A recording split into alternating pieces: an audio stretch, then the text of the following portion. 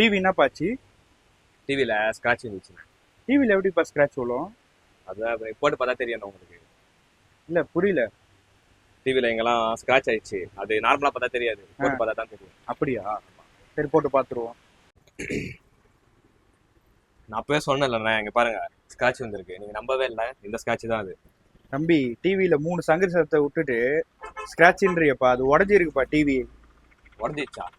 அப்போனா என்ன பண்ணுறது? இப்போ டிஸ்பிளே தான்ப்பா மாற்றணும். டிஸ்பிளே தான் மாற்றணுமா?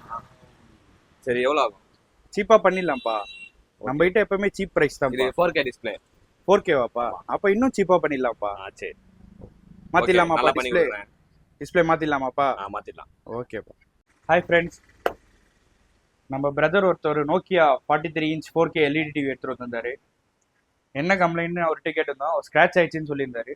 நம்ம அப்புறம் ஆன் பண்ணி பார்த்தா அது ஸ்க்ராட்ச் ஆகலை, டிஸ்பிளே உடஞ்சிருக்கு. சரி மாற்றலாமேன்னு சொல்லிட்டு எடுத்துகிட்டு வந்தாச்சு. 4K டிஸ்பிளே நோக்கியாவுக்கு 4K டிஸ்பிளே மாற்ற முடியுமா அப்படின்னு வந்து நிறைய பேர் வந்து என்கிட்ட கமெண்ட்டில் கேட்டிருந்தீங்க.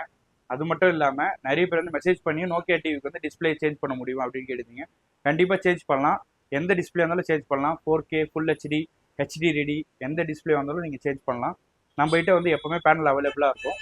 அதனால் இப்போ பார்த்தீங்கன்னா இது வந்து 4K TV. So 4K display தான் நம்ம சேஞ்ச் பண்ண போகிறோம். அதுக்கு முன்னாடி நம்ம சேனலில் நீங்கள் சப்ஸ்கிரைப் பண்ணாமல் பார்க்குறீங்களா?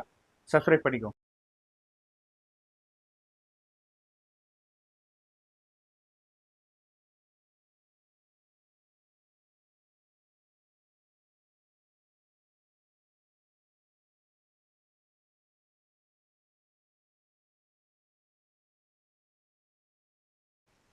இப்போ ஃபுல்லாக இதுலேருந்து வந்து எல்லாமே ரிமூவ் பண்ணியாச்சு. இப்போ டிஸ்பிளே வந்து நம்ம திருப்பிட்டு டிஸ்பிளே வந்து வெளியே எடுத்துடலாம். இந்த மாடல் பார்த்தீங்கன்னா ஒரு ரிஸ்கான மாடல், ஏன்னா இது ஃப்ரேம்லெஸ் மாடல். டிஸ்பிளே வந்து ஃப்ரேம்லேயே ஒட்டி வச்சுருப்பாங்க. நான் போன வீடியோவில் சொல்லியிருப்பேன் ஃப்ரேம்லெஸ்னா என்னன்னு. நான் ஃப்ரேம்லெஸ்க்காக தனியாக ஒரு வீடியோ போடுறேன். இப்போ வந்து ஃப்ரேம்லெஸ் பார்த்தீங்கன்னா இந்த சைடில் பார்த்தீங்கன்னா டேப்பில் ஒட்டி வச்சுருப்பாங்க. டேப் எடுத்துருவோம்.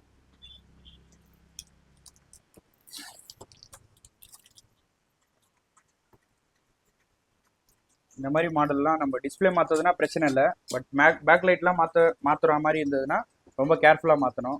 ஏன்னா கொஞ்சம் மிஸ் ஆக கூட ஃபுல் டிஸ்பிளே டேமேஜ் ஆகிறதுக்கு வாய்ப்பு இருக்குது.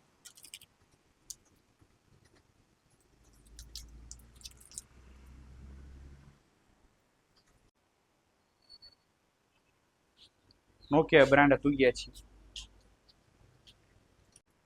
ஸோ இந்த ஃப்ரேம்லெஸ் எப்படி ரிமூவ் பண்ணோன்னா, இந்த மாதிரி ஒரு தின் ஷீட் எடுத்துக்கணும். தின் ஷீட் எடுத்து இந்த டிஸ்பிளே இருக்குது பார்த்தீங்களா, இந்த டிஸ்பிளே கீழே வந்து இந்த மாதிரி வச்சுட்டு அப்படியே எல்லா சைடுமே இந்த மாதிரி கட் பண்ணிட்டு வந்துட்டிங்கன்னா அந்த டேப் வந்து ரிமூவ் ஆகிடும். ரிமூவ் ஆனதுக்கப்புறம் இந்த டிஸ்பிளே வந்து நம்ம ஈஸியாக வெளியே எடுத்துடலாம்.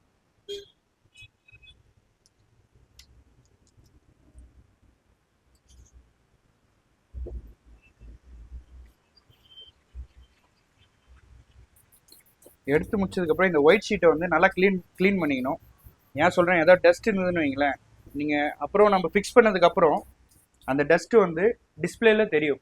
ஏதாவது பிளாக் கலரில் ஏதாவது இந்த மாதிரி பார்ட்டிகல்ஸ் இருந்ததுன்னா உங்களுக்கு டிஸ்பிளேல வந்து பிளாக்காக தெரியும் அந்த இடம் மட்டும். அதனால் முடிஞ்ச அளவுக்கு ஃபுல்லாக கிளியர் பண்ணிக்கணும், எந்த ஒரு டஸ்ட்டும் இல்லாமல். நான் சொன்ன மாதிரி இது வந்து ஒரு ஃப்ரேம்லெஸ் மாடல். அதனால் நம்ம இந்த ஃப்ரேம்லெஸ் டேப் தான் யூஸ் பண்ண போகிறோம். இந்த டேப் யூஸ் பண்ணி தான் நம்ம டிஸ்பிளே வந்து ஃப்ரேமில் வந்து பேஸ்ட் பண்ண போகிறோம். ஏன் இந்த டேப் யூஸ் பண்ணோம்னா, இந்த டேப் தான் கரெக்டான சைஸில் கொடுத்துருப்பாங்க.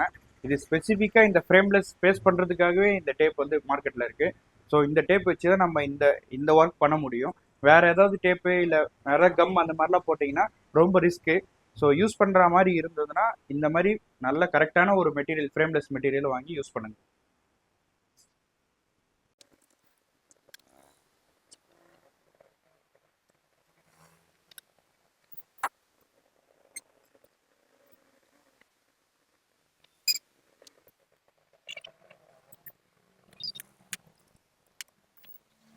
இந்த மாதிரி 3 சைடுமே நம்ம வந்து டேப் ஒட்டியாச்சு.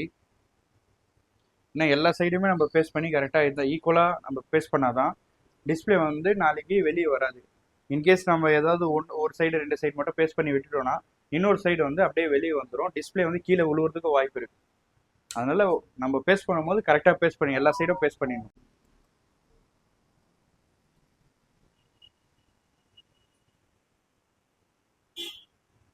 ஸோ இதுதான் நம்ம யூஸ் பண்ணுற பேனல்.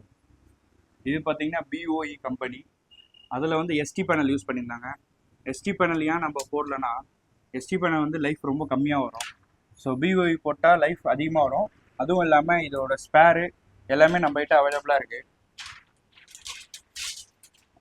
அதனால தான் நம்ம பிஓஇ வந்து அதிகமாக ரெஃபர் பண்ணுவோம்.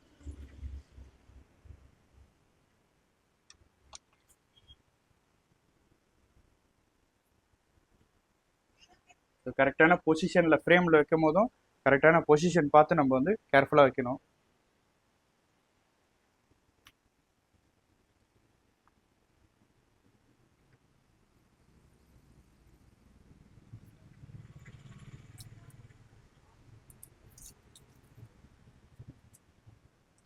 வச்சாச்சு.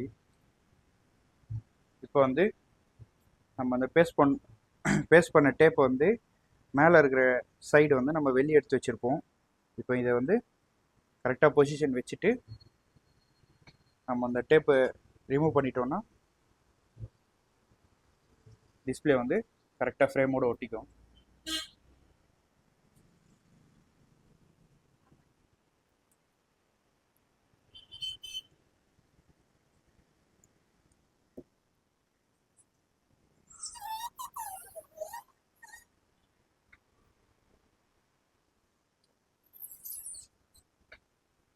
அவ்வளோதான், சூப்பராக வந்து பேஸ்ட் ஆயிடுச்சு. அவ்வளோதான், டிஸ்பிளே ஃபிட்டிங் ஒர்க் வந்து முடிஞ்சிச்சு. இப்போ வந்து பேனல் ஃபிட்டிங் தான். பேனல் ஃபிட்டிங் பண்ணி முடிச்சதுக்கப்புறம் வீடியோ கண்டினியூ பண்ணலாம். நம்ம ஆல்ரெடி சொன்ன மாதிரி ஃப்ரேம்லெஸ்க்கு வந்து எப்போவுமே டபுள் சேஃப்டி முக்கியம். நம்ம என்னதான் வந்து டபுள் சைட் டேப் போட்டு டிஸ்பிளே ஒட்டிட்டாலும் அதுக்கு மேலே இந்த மாதிரி டிரான்ஸ்பரண்ட் டேப் போட்டு வச்சுக்கிறது ரொம்ப நல்லது. அதனால தான் இந்த டிரான்ஸ்பரண்ட் டேப் யூஸ் பண்ணுறேன்.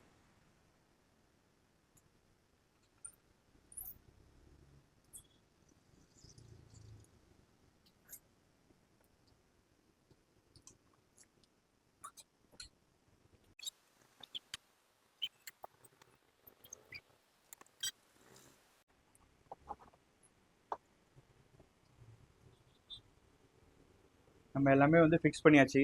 டிகான் கனெக்டர் அப்புறம் எல்விடிஎஸ் எல்லாமே வந்து பக்காவாக ஃபிட் பண்ணியாச்சு. இப்போ டிவி ஆன் பண்ணி ஒர்க் ஆகுதான்றதை நம்ம ஃபஸ்ட்டு செக் பண்ணிக்கலாம்.